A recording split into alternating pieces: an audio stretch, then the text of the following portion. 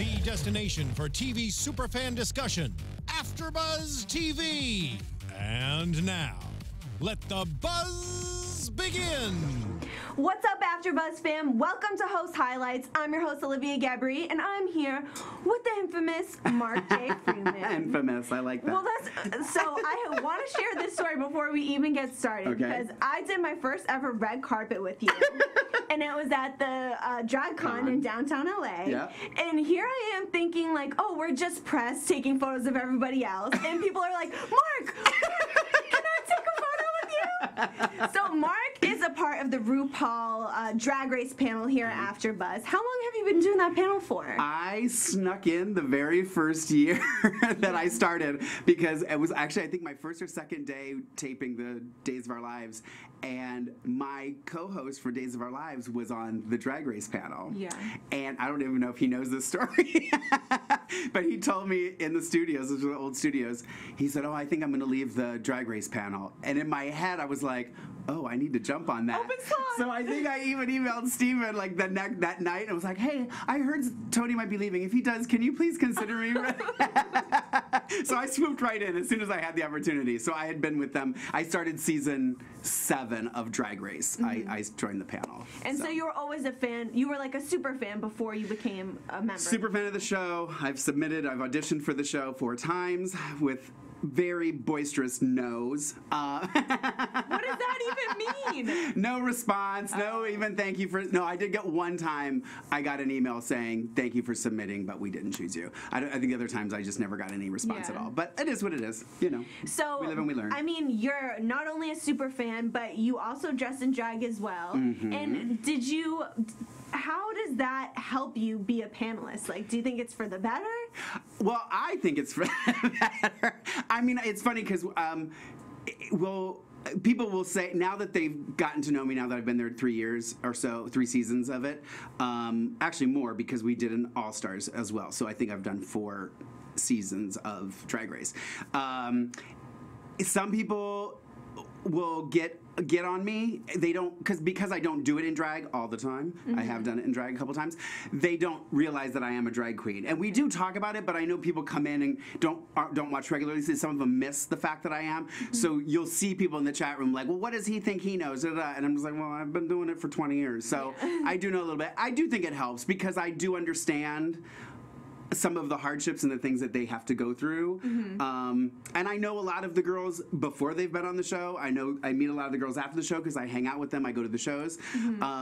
So I do, I feel like it's a nice, I obviously don't share things that I'm not supposed to share, but it definitely helps to know a little bit more about what goes into it. And do you, what's it like having relationships with these people and then having to speak about them on a platform like AfterBuzz? Ironically, this All-Stars, Shangela and Morgan McMichaels when I moved to LA, Morgan McMichaels, who was on season 2 and is now on All-Stars 3, she used to call me to try to find out how to get booked.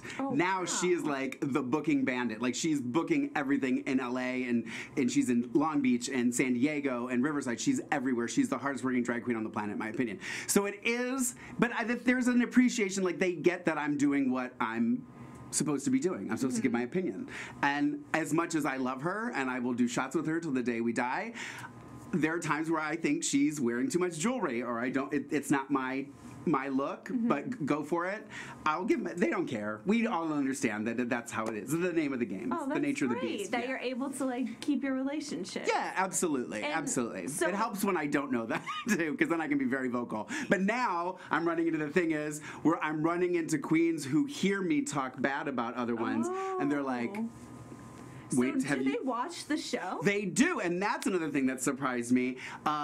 And I've done red carpet at the finale last year, and Bob, the drag queen who won season 8, she completely called me out on the red carpet. You can watch it on YouTube.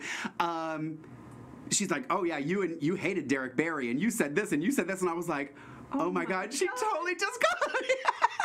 So they do. That's wild. Nina Bonina Brown last season, she watched us religiously, and she was fantastic, and she loved us. She was very supportive of us. So no, they do. Wow. They may not. Some of them I think say that they don't, but I know that they do. That's crazy. That's what I'm finding out through a lot of these host highlights is these panels really do have an impact, like on the talent or the writers or the showrunners. Like, well, I think especially too. I mean, maybe not so much Drag Race, but some of the other maybe newer shows or smaller shows.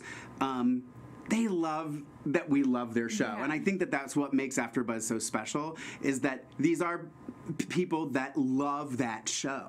They love the actors. They love the characters. So it's interviewing with somebody, sitting down and interviewing with somebody that you genuinely like is gonna be a great interview. well, it's easy because it's just conversational at that point. Exactly. And that's what we support the most here. Is like if you're a super fan of it, you could talk about it until you're blue. Like this is for you. Exactly. Did you always want to be a host? Like how did you even get into this? I kind of got thrown into hosting when I started doing drag back in Ohio. The bar I worked at, and then they would do fundraisers. A lot of the LGBTQ organizations in the area would want to host fundraisers, so then we would be asked, they always wanted a drag queen host because, I mean, what's more fun? So I started doing it that way, and then when I moved to LA, and I made all the money that I used to move to LA, by the way, doing drag. Amazing. I made a lot of money in Columbus, Ohio, doing drag to move out here. But then when I moved here, I kind of was like, maybe I'm not going to do it. Maybe I'll just take a break from it, not really tell people that I do drag. And then I started working at this restaurant where they did a stand-up comedy and improv show. And my bosses knew that I had done drag, so they were like, hey, you should talk to Mark. He does drag, and I think he'd be a good host for your show. And their host ended up leaving, so they ended up asking me, and then I started doing that. So then I got in a stand-up comedy groove, doing drag and stand-up, and then that definitely led to doing more hosting. And I would get calls from people to host their events and stuff like that in drag. And then I, of course, was performing too in West Hollywood and everything.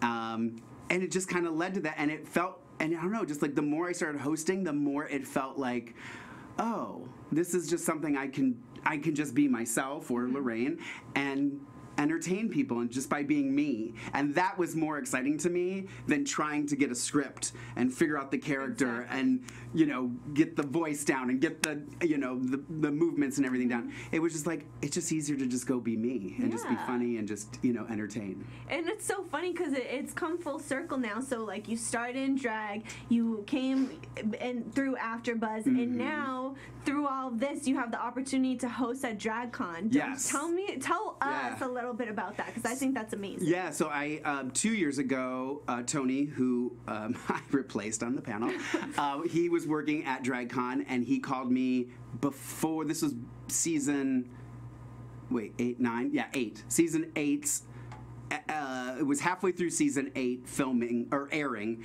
when DragCon happened, and he called me the night before and said, hey, they need a host for this to moderate the panel of the first 5 eliminated queens from season 8. Can you do it? And of course I was like, yeah, absolutely. I watched the show. I know, let's do it. So then I got asked to do 9 again, not the night before, but a couple of weeks before. And then I was just telling you before we started, I just got an email a week or two ago.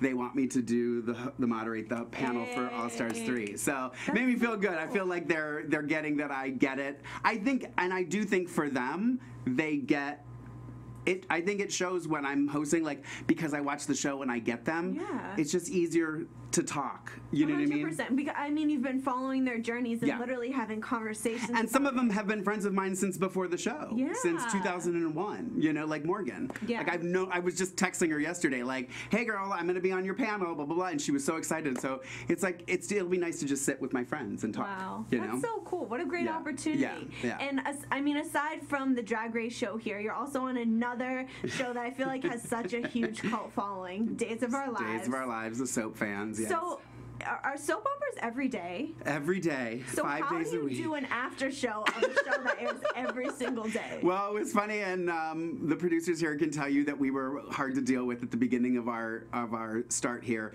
because you're watching a half hour or an hour long show and then doing a 45-minute recap, which is very feasible.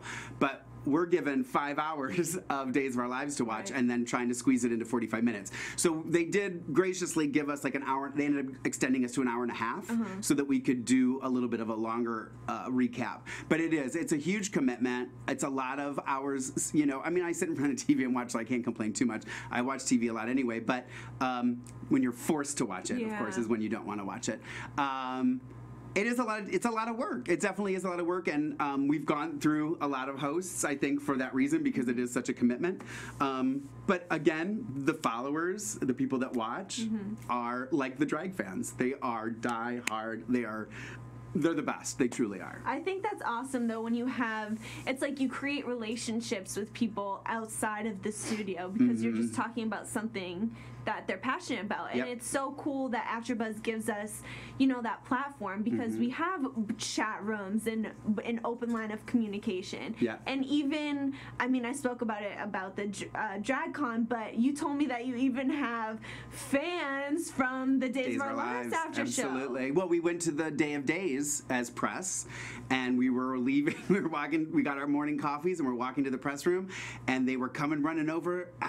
Honest, and I'm not saying this like I'm pretending like that I was surprised. I was genuinely surprised and shocked, and I was like, really? Like, you know who we are? I was literally like, I thought we were being punked. I thought it was somebody sent somebody over to say, hey, I know you, and because I was like, how could they know us? It's this web series. It's this web show. Like, but you don't realize. I am older than a lot of the people that watch are on the computer these days, the youngins. So I don't watch web. Yeah. But now that's where everything's going, and so I guess I just didn't realize how many people. They don't pay for cable. They come home and they watch YouTube and they watch these online things, and that's their entertainment. And I was like, wow, that's kind of cool. And I think people are just love to, listen to people who love what they love. Yes, and absolutely. They could just hear your opinions, agree with them, maybe disagree with them, which is something we run into a lot here. But either way, they're watching, and that's good enough for me. Exactly. How did you get your start at AfterBuzz specifically? Well, Tony, who I do the Dish and Days with, he knew that I watched Days of Our Lives, and he hosted the drag shows that I was performing in. So that's how I met Tony. Was doing drag. He was hosting the drag shows in West Hollywood, and then he knew that I watched Days, so he was working here, said, hey, I want to do a Days of Our Lives recap. Would you be interested? And I'm like, yeah, sure. So I had to go through the orientation and audition and everything to become a host, which, thank you, AfterBuzz. They let me in. They're regretting it now. But that's how I started, was Tony got me through the door, and it's just been a roller coaster ride, doing red carpets now, and it's fantastic. Do you feel like now that you know that you kind of have fans and people are watching you, especially people on the shows are watching you, do you feel like it affects the way that you host? I try not to let it, but I know what you're saying, and there are times where I do bite my tongue. There are times I don't say things that I probably would have said before because I don't want to upset people. But then again, there are definitely times where I will speak my mind and I just don't care. But I have caught myself. Yeah. I think so more on Drag Race. Like I said, because I know the girls, sometimes I hold back a little bit because ultimately some of them are my friends, and as much as we say it's a sisterhood and everything's good, sometimes I might hold back a little bit that I might not have said, or that I might have said if it was somebody I didn't know. Yeah, for sure. Interesting.